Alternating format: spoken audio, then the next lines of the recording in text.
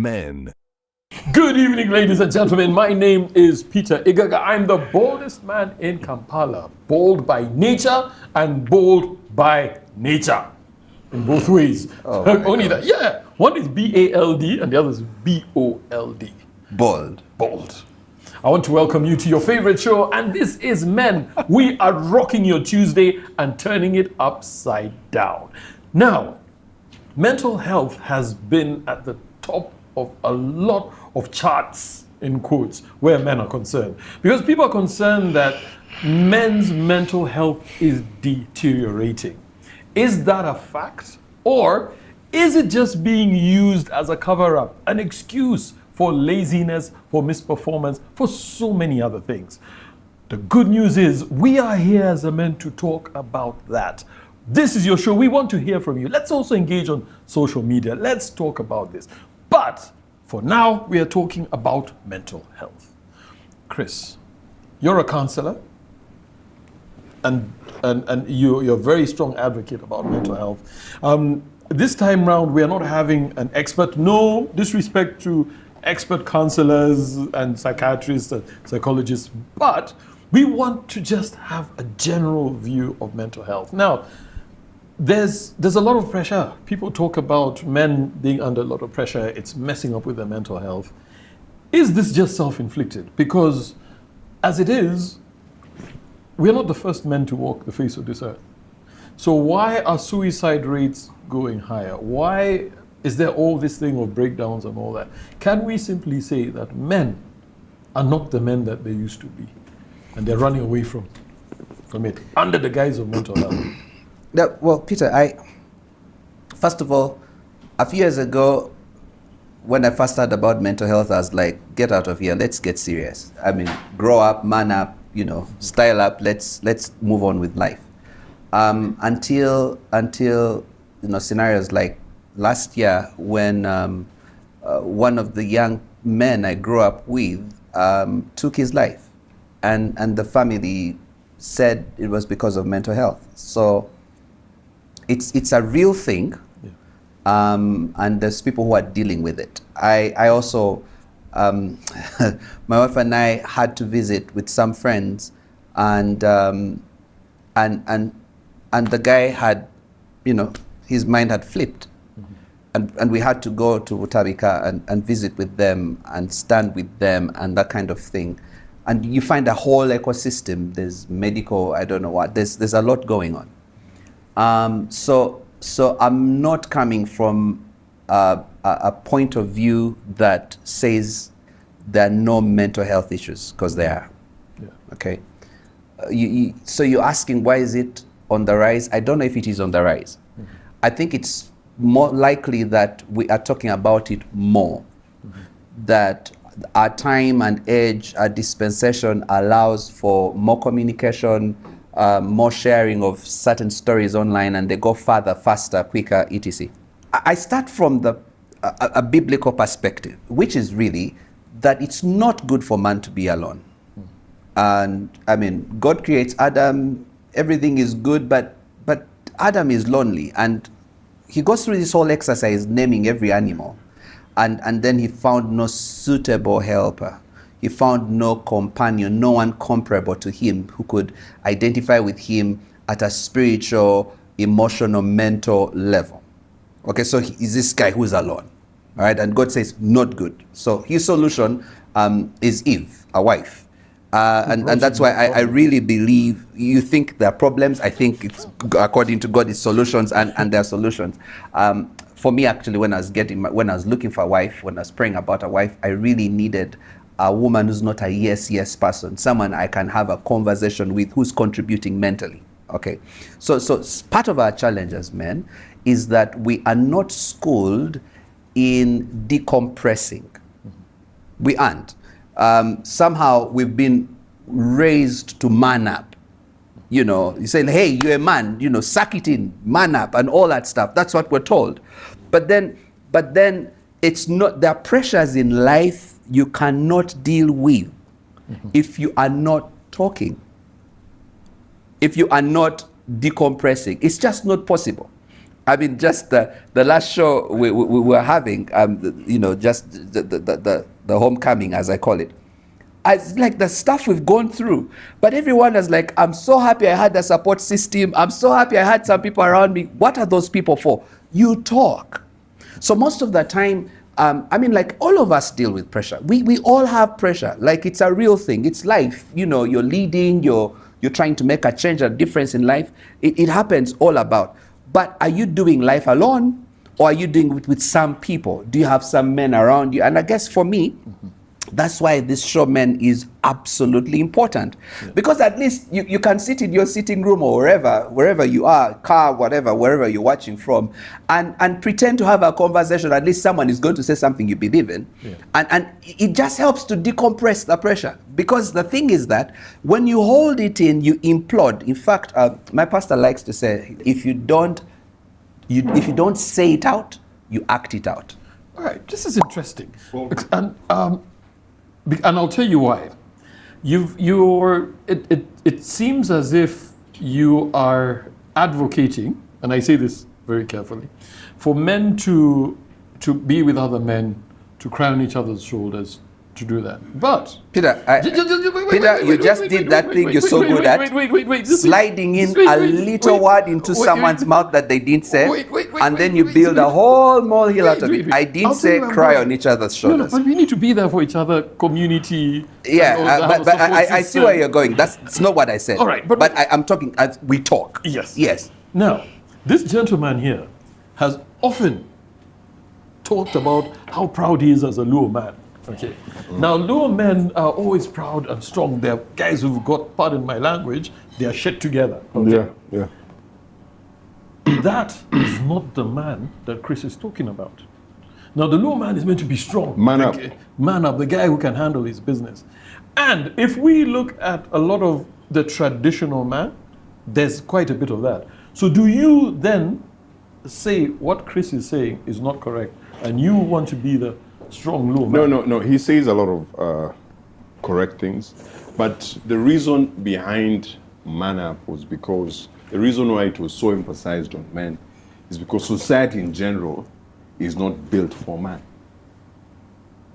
Society in general is built for men are built for service. There's a reason why it was emphasized that you shaved your hair, clipped your nails, you wore the same outfits. You're actually conditioned for work. So my main issue with society right now in championing men, showing more emotion, is at whose behest are we encouraging men to do this? There's a reason why mental health has skyrocketed right now. And I'll tell you the reason is because mental health has been so feminized, if I'm to say that. The people that are championing this right now are feminists, are women. Society is not built for a weak man. If you ask any woman out there, like, what is the ideal man, they will tell you a traditional guy, a provider, a guy who takes care of the needs of a small nucleus family, right? So I'm not one of those guys who is in for men showing more emotion. Meanwhile, let me just say this. I feel like, men have always showed emotions and or have been vulnerable, but in their own spaces. I don't get the championing right now of men need to be more vulnerable. For who? Who benefits? Who benefits this? Does a man benefit showing emotions in an environment that is not for him? All right, interesting. So, Colin, is it okay for a man to show weakness? Because ideally, a man is, in my perspective, is meant to be a pillar of strength. Any leader, and men are built to lead, you're meant to be a pillar of strength. Now, we've got all these statistics of mental health issues on the rise. Is it also probably, and Chris alluded to it, is it probably just that there's more awareness? Or this is a situation where the population has grown. So we've got 1% of people who have we had 1% of people who had mental issues amongst 1 million people. Now we've got 1% amongst 10 million automatically they look like they're more. Yet, in actual sense, the numbers not changed. They are more. 1% of 1 million is not the same as 1% of 10 million. But the percentage is... The percentage is exactly it's the same, but yeah. the absolute number is different. And this is the thing that you need to see. So, it's 10 times more for 1 million than for 10 million and 1 million. I wanted to sort of come back into the question, and the question that you asked is, should men show emotion? Absolutely, absolutely. And I think where Chris sort of kicks off the conversation from, I'm weighing whether I should say imaginary, but like where he kicks off the conversation from the good old book, right? Yeah. I don't want to call it a storybook because then, like, you know, there'll be all sorts of sentiments from the good old book, and sort of says, so this is where I ground it. I sort of take a more historical view, and the view is that if you think about 300 years ago and you think about today, the people who are most at risk from dying are men, whether it was from war and disease or from invading tribes. Men were the ones who were enslaved, or the ones who are sort of taken away. Yeah, the ones who are sort of likely to be at risk. If you think about today, men are at risk from, people who die in war are men. People who are incarcerated in Uganda, you know, that rate is like, 10 times more than women who are incarcerated. People who are more likely to die of, suicide or mental health challenges are more likely going to be men. And I think that, but also when you think about it, so 60% of all men who have ever existed died alone. They didn't reproduce, they didn't have descendants. And I think that... But does it mean they were depressed? I'm saying that to say that the human condition has been this way, whether by design or whether by just the natural conditions that people existed in.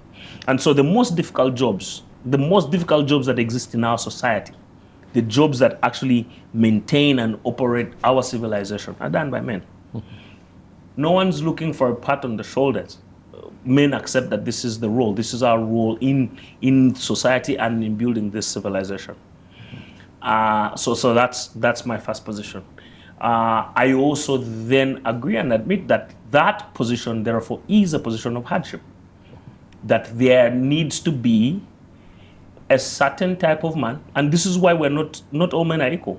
There are men who have the mindset and the grit and the mental strength to go through the hardships of life. And here's why. Because it takes a certain type of mental strength to maintain what society has and has built and has collected, whether it's families and wealth, whether it's societies and their knowledge, whether it's kingdoms and their borders. You need people who have this, because the world is a difficult place. Yeah. And for 100,000 years, men and women together, not alone, men and women together paired up to fight off, different things, whether it was nature and weather and animals that were snatching babies, or fighting off starvation, or fighting off the elements, or fighting off invading tribes. And now fighting off government overreach and social systems so they can raise their children in harmonious families, in units where they have the values that they want to impose on those families and grow them, right? I think what's happened is this thing, this feminization that Okello talks about, the sense that then there's been a sense that has created a rift, and people have said, people are all equal, everyone can do the same things. Yeah. But once you do that, then you're saying, but men operate differently, because and I've said this before, we talked about like tribes. So if you go further back about in our communities, so everyone had a role in society, right? Yeah. You had your peers who you grew up with, who you went through rites of passage with, you're circumcised together. You had your uncles told you about girls, and they said, this is how you pick a good wife. You had your parents couldn't tell you about how to pick a good wife, but they would set their expectations of you. You had your aunties who would say, if you go to Chris's house, there's a girl of marriageable age. But like everyone had a role, right? the siblings, brothers, warriors. Like you did different things, but those people contributed to your rounded sort of experience. I think that now what sort of happened is we've stripped away those things, right? And it's these people. Actually, It's these people, Yeah. the marriage advocates. Yes. But they have made the wife a Swiss Army knife of everything. She must be your counselor, she must be your life partner, she must also be your person tell you about friends. She's the one telling you to fight work politics. Okay. So all of a sudden now, Is what Colin's saying true? Chris will have to tell us as soon as we get back right from the break.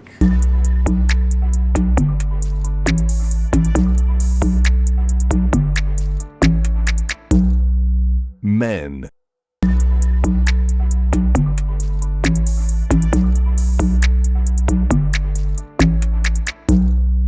Men.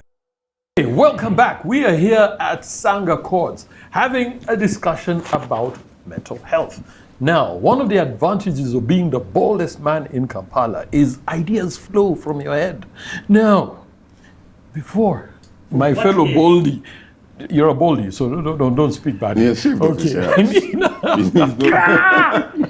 You said that there are these advocates, all right? who so are these empowering. guys, these marriage advocates.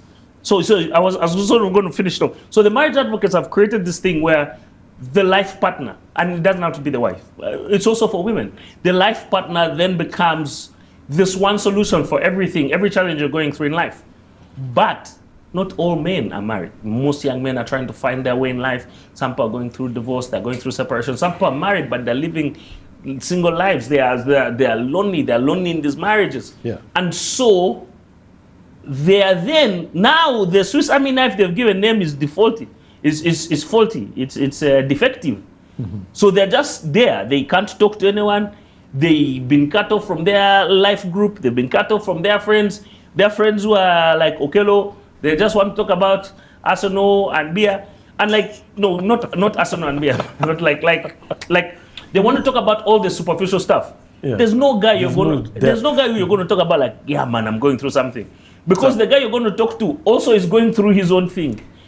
And yes. So here's the thing I want to say. So first of all, I want to deconstruct two things here. One, marriage has a place in life and in anyone's life that we cannot downplay.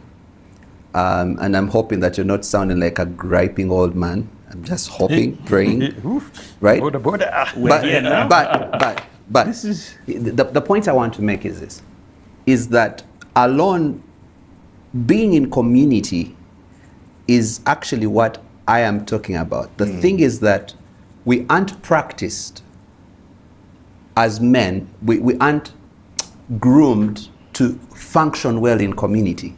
And yet we need community. yes. Like, man being alone is a bad idea, whether you're talking about marriage, you're talking about business and networking. It's better than being with the wrong person. No, Chris, Because- have you met because you Kampala see, Chris, women? Like, wait, I don't even know, wait. like, you No, have why to does really it always have to be women? Listen to me. No, wait. Because Just that's hold on, where hold on, that's hold on. where the problem is Yeah. starting And from. Chris, you see, Yeah. the trouble about that is now there are people who are stuck in the wrong relationships No, with the wrong people. You guys are bringing because your a man problems. is Can not I- supposed You're to not be listening alone. to me. I am saying marriage has its place. We are talking about men's mental health. Okay, Yeah. so come back home. Yes. Come back. But your So partner is wait, Peter. Wait, and I'm saying, I'm not even talking about marriage. I'm talking about a man community. needing community. True. Okay? Every man functions better in community. Okay?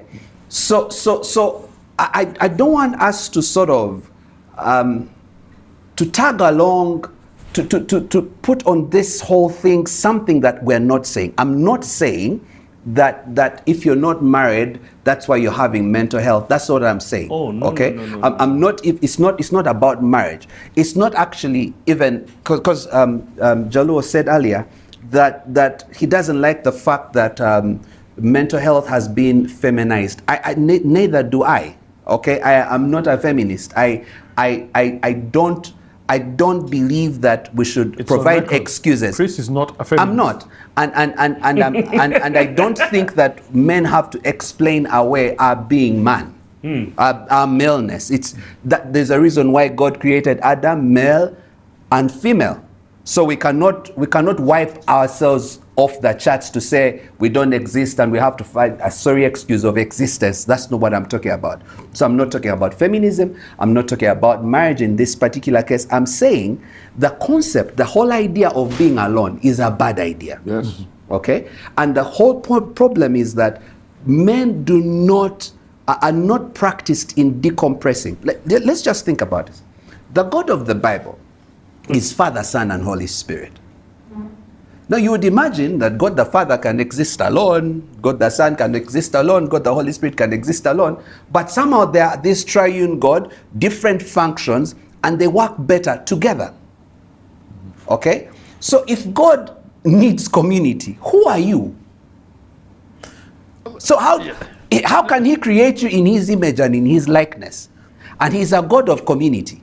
And you say, I'm going to do life solo. I don't need anyone. I won't talk to anyone. I'll do my stuff together. You call it poo. What do you use? SHI? Whatever. So But Chris, I'll tell you one thing. It's madness. There is a very thin line which ties into what I'm really going to start calling you Okello. I like calling you Okello. It's nice. a real African name. Yeah. It's okay, not African. It's a real It's a name. Luo name. Luo name, yeah. Now, Chris, you've talked about saying that I need community. Now, you also mentioned men are burdened, and that's a huge part of mental health. You've got your girlfriend asking you for money. You've got your wife has her needs asking you for ABCD. Why do you have a wife and a girlfriend? No, this is the reality. This is the reality. Okay, go on. Chris, this is the reality. That's the stress. And this is what a lot of people and that's are on dealing you. with. You bring it on yourself. You've got your kids, okay, who are there. You've got a baby mama who is threatening not to out your That's secret. a third woman Yeah, that's already. right. Then because you are you're an aspiring politician, okay, every time you go home there are expectations.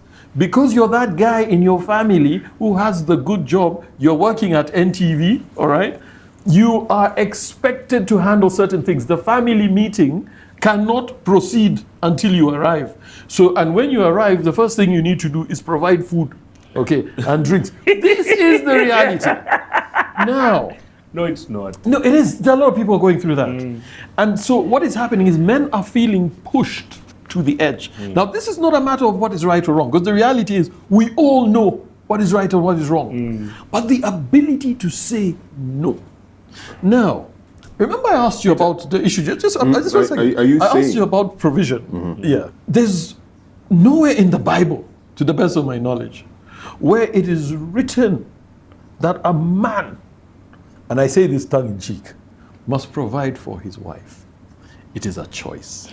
You know what? And I'll tell you why. Bible Listen. do you read, man? What was the Guys, punishment listen, given to We're you? hearing you. We're hearing you, but we just want to put We the have a- question here. Listen, Want to put the question here for listen, the audience. Guys. listen. When you come, you'll just take him by himself. We are not with him. Listen, Yeah. and I'll tell you why And we I'm have a going. special Listen. community announcement. We lost Peter.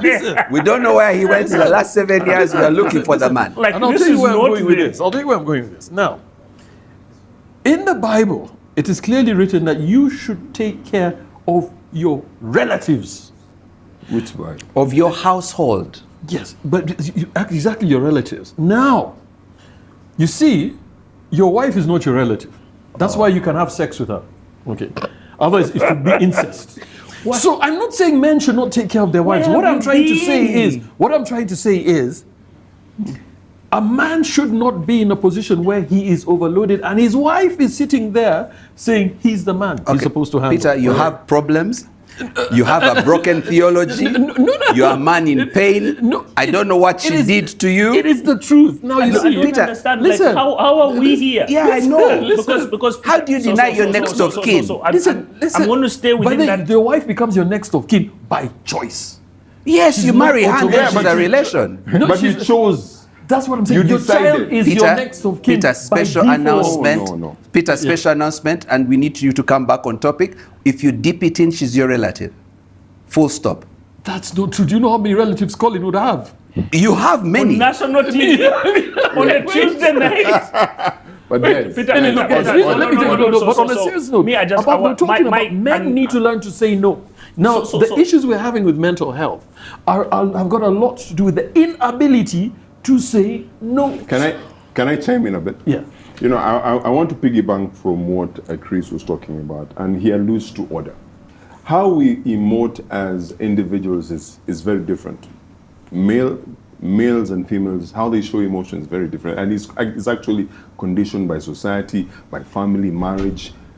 Men, time immemorial, have shown emotion with other men, and that is why, to date, it is a bigger percentage of men who drink in bars.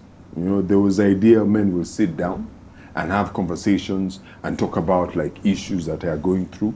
Women showed emotions differently. They also have their communion where they sit down and they teach each other. What we have right now in recent times is there's a push, and I find it very, very ridiculous, of many to be vulnerable. And I don't know who it helps. Back in the day, we had a community where you could talk to your dad, your uncles. Right now, it is so linear. It is you and yourself, you know. It is you and you in your spaces, you and social media.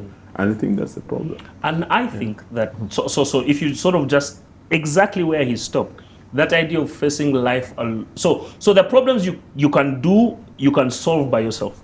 There's so many problems that require collective thinking, right? The first guy who discovered fire, you think about it. He also didn't discover that you can put you can roast the meat on the fire. Probably another guy, it was whoever else. But so together, the sense of community compounds our collective knowledge. But it also allows us to sort of talk about, what people are going through. And that then goes into the issue of Chris talking about, that this idea of decompressing. You talk about the problem, a problem shared is a problem half solved, right? Yeah. Halved. And a lot of, I think that a lot of young men are going through a lot of these things by themselves. They can't figure out. So the issue about people can't say no is, and this is how I know it's not the problem. Because in strong assertive cultures, like even where, Kelo comes from, even there men are still facing problems. They still have challenges. So even in cultures where men can say no and they're very firm, there are boundaries, you still have this tension. So I think that it's the challenge for mental health is the erosion of the community for men. And it's not without foundation. So yes, people are going through things. They feel like Chris betrayed me. I went through some things. Peter stole my chick. And then all of a sudden you're cutting off Peter, but you've known Peter 20 years. You grew up in the same village. You are brothers. You went to do Kadama work. You sent Okello money to buy for you land. He ate the money. You sent your brother. So now you just cut. People have no patience. So there's no forgiveness. Guys are just cutting off everyone. That guy talked to my chick. I saw her. She texted him. I've cut him off. Stephen, I gave him money. Okello, I gave him money to buy land and build my house when I was in. About land? No, but like it's a big challenge. He's been ripped off. So your family members are ripping you off. Your friends are like going behind your back. Even your work bestie, like he's there talking things to the boss. You're like, bro, we share my lunch. Like so then guys find like a guy is alone. He's alone. The few friends, his friend Chris, who he goes to the bar with, Chris doesn't drink. Chris has become safe. Now Chris is no longer drinking beer, so we're just sharing football. Then Chris switched teams. Now, so it's just like so. But that then don't you think? Then it becomes to just generalize it as community is not solving the issue, because clearly in every community there are issues. That's why you have, even in just a normal community where people are living, they have to even be policed. The people have to police the community. So if I'm going to rely on my community, what happens when my community lets me down? We'll be right back after the break.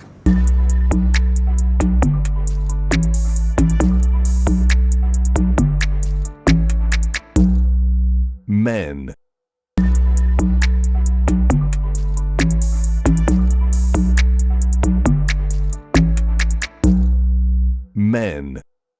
Welcome back to the show. We're here at Sanga Courts talking about mental health. Now, community. Community is good.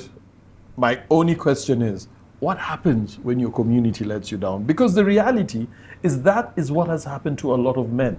They put their eggs in that basket called community. It is dropped. The eggs break. So Peter, What does a man do? here's a question. What happens when your Mercedes-Benz gets a mechanical problem? You throw it out? I stopped driving a Mercedes. Or now you do a Toyota? Yes. Okay, so when your Toyota breaks down, what do you do? So the thing is this. There's that. But here's the thing. If your car has a problem, you fix the problem, you don't throw the car out, right? So we're not talking about a perfect world, okay? We're talking about a world that works based on particular principles. So someone could be sitting, wherever you are, and you say, no, guys, you've got this all twisted. Mental health is a medical issue and needs to be dealt with medically. Okay, so there's that school of thought, and I respect your opinion. Only that when you start talking to people who are depressed and have this double personality happening on the inside of them and things like that, I hear a number of things. Okay, so there's what we're calling it pressure. Okay, community generally, I think, is God's safety net for all of us to help each other. In a multitude of counsel, there lies safety.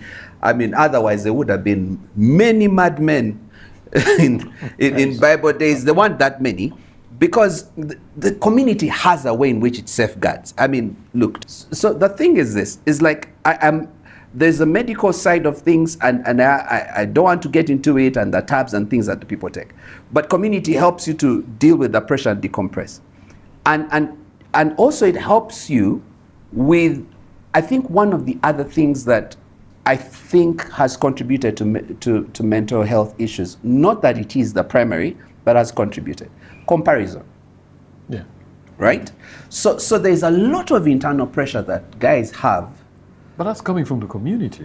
Not really. No, if you're in good that's just community, the rise of technology. yeah. If you're in good community, if you've read a book like The Outliers, Malcolm Gladwell, the Rosetto Miracle, the guys who Yes. lived long, they didn't have heart attacks and Italians. things like that. The Italians in Rosetto, it's because they had community. They supported each other, and they didn't have all these pressures. Okay, but when you're not in community and you're comparing yourself to, because like you said, we're not all equal. There's going to be people who at the get-go you start out in life and they get their first $1 million in 1 week, right? And you've never got your $1 million after how many years of work. And you start comparing yourself and you start feeling less than, and you start putting a lot of pressure on yourself because of that. I think that is a problem. Okay. Can I just add on that? Yeah. After. So the thing about and I think the guys on social media say it really well. You're comparing your full-length feature film to Chris's highlight reel, right? It's a trailer. It takes the best moments, and that's what social media does. That's what the rise of technology has done. It sort of says, if Chris posts every week and every week is out and every week is doing this and he's meeting people and he's shaking hands, you're just like, this guy is always winning. But that's your highlight reel, right? That's his highlight reel.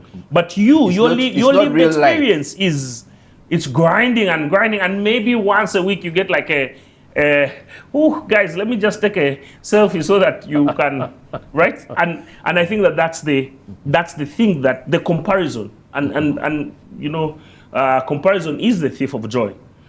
Sure. Yes. So I wanted to add that on that and say, so people are comparing themselves more because they're seeing more of what Okello and Peter and Chris and Faisal are doing. So you see those things and you get triggered and you're like, oh no, I'm not doing enough. Or you then bring all this unnecessary pressure. I think that, by the way, I want to say that I think that pressure is important because without pressure you don't progress.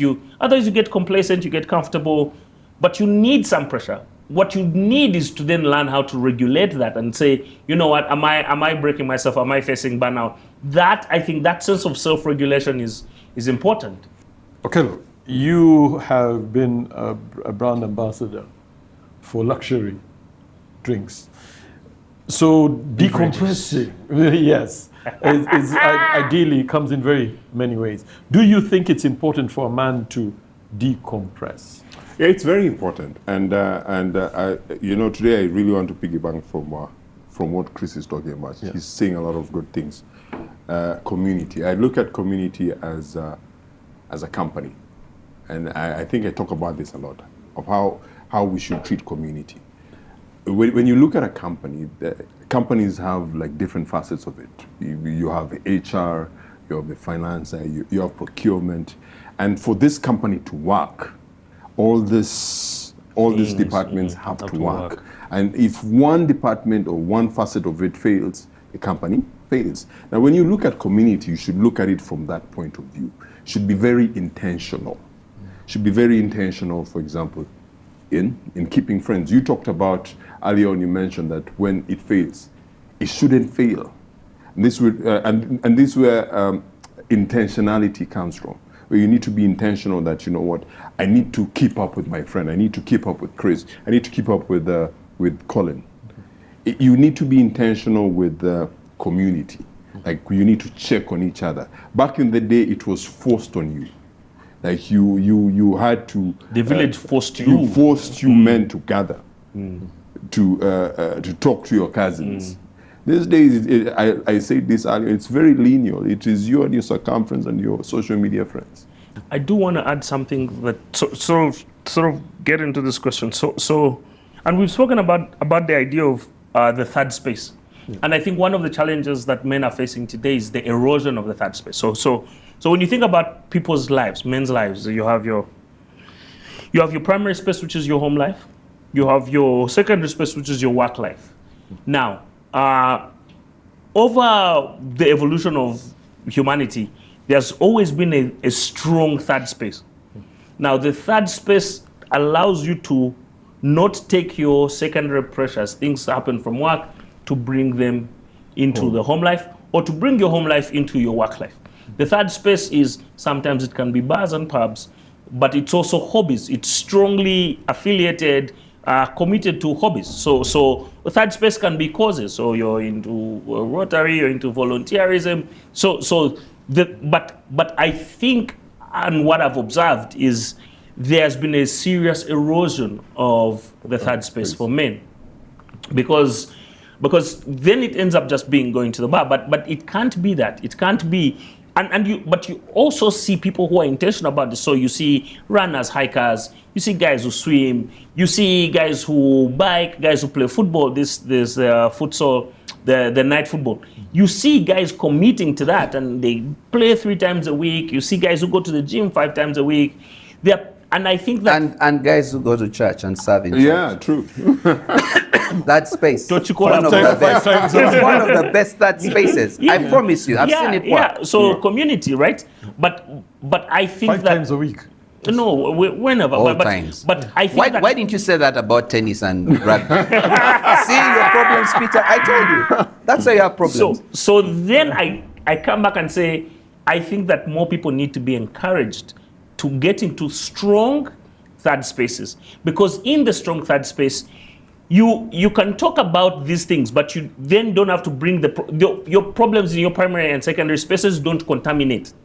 You in your third spaces where you sweat, you play, you leave it there, and you come back and I think that's but obviously, because of the changing nature of the economy, young people find like between living and paying bills, they don't have the money, the luxury. You're telling them, you know what, you should start playing golf. A guy's like, but man, like, do you know what this costs? Like, in this economy. So I think that there is a promise. There's a promise for redemption in the strengthening of people's third spaces. In fact, can I just piggyback on that? You see, the thing is that when the third space, first of all, I really like what you're saying. The third space is important. Here's what I've found as a pastor. When the third space is about others, it changes the ball contributing game. Yes, exactly. It changes the ball game, because it's not about what about me. It's about what about others. How can I serve others? How can I improve people's lives and that kind of thing. So when you are looking out, you'll find that there is the cases of depression and all this stuff that is going on are much less because you're serving, you're leaning outside. Okay? And if you could allow me, I'll just throw in one more. Yeah. One of the other things I've found, and you don't have to agree with me, it's just that I've seen it work. I've seen people who've been depressed and have been dealing with mental health issues who we've prayed over in church and they've been healed. Banange. It's a real thing. Chris. I promise you, it's a real. You can't just come out here. and It's a just real thing. That is his Try reality. it. But that is reality. Yeah. You can't end the show. That is his End the show Yeah. before the We fight do breaks it's out. real. Now, guys, here's our time for our parting shot. Chris, sorry, Colin, your parting shot. This guy's mixed me up. My God. Again, that's his reality. Definitely men need to find and strengthen their third spaces. Find the thing that you love that's not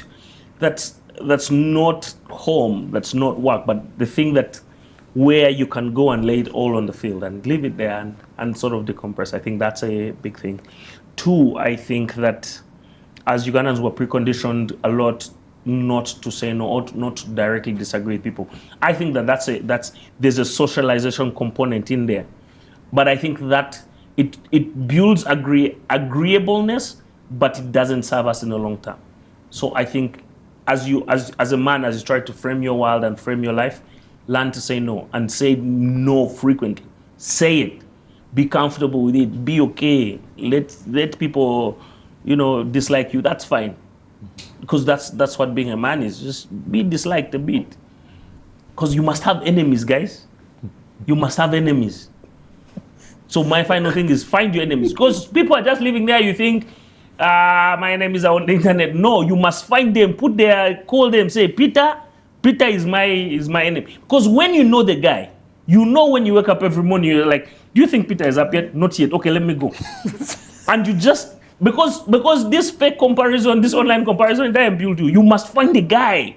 Personalize the thing, personalize the beef, so that you work every day. So when you pass Peter, then you set your sights on Chris, but you see Chris has like that other layer of protection. It's a crisis, man. Okay, God blood. Eh? Yeah. So I think I'll start by saying that mental health is real, and it's been there before us in our dad's time, in his dad's time. But how we dealt with it has always been manly. It's always been for men. And Colin talked about third spaces. There are different things you can do. There is a church, like Chris talks about. There is a sports. There are spaces where you can actually actively go and just speak to other men. But it is real. Don't feel like you're alone. You can talk to people. You can even hit me up. You never know. Great stuff. Chris, your parting shot.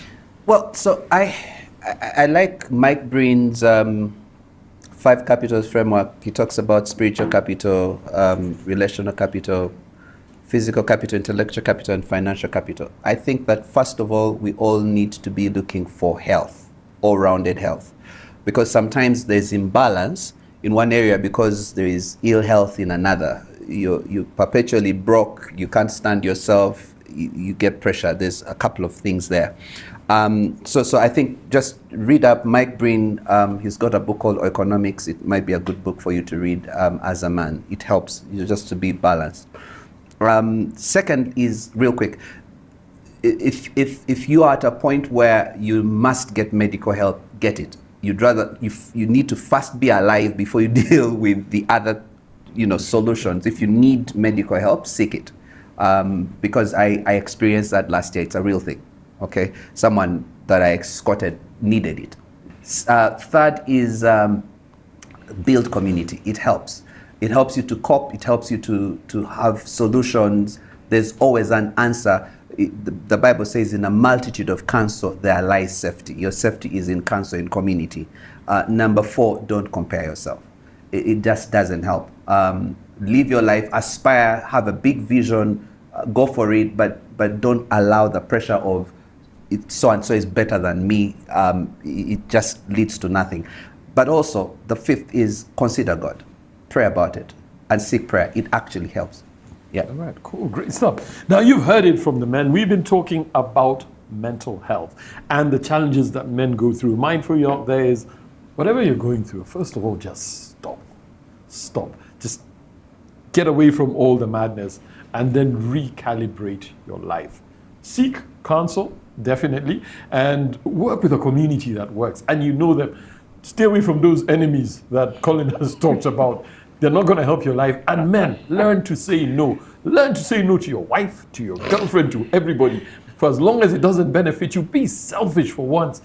Deal with you. You can't pour from an empty cup. Have a good night. Blessings from us here at Sang Accords. We'll see you next week only on the show that transforms your life.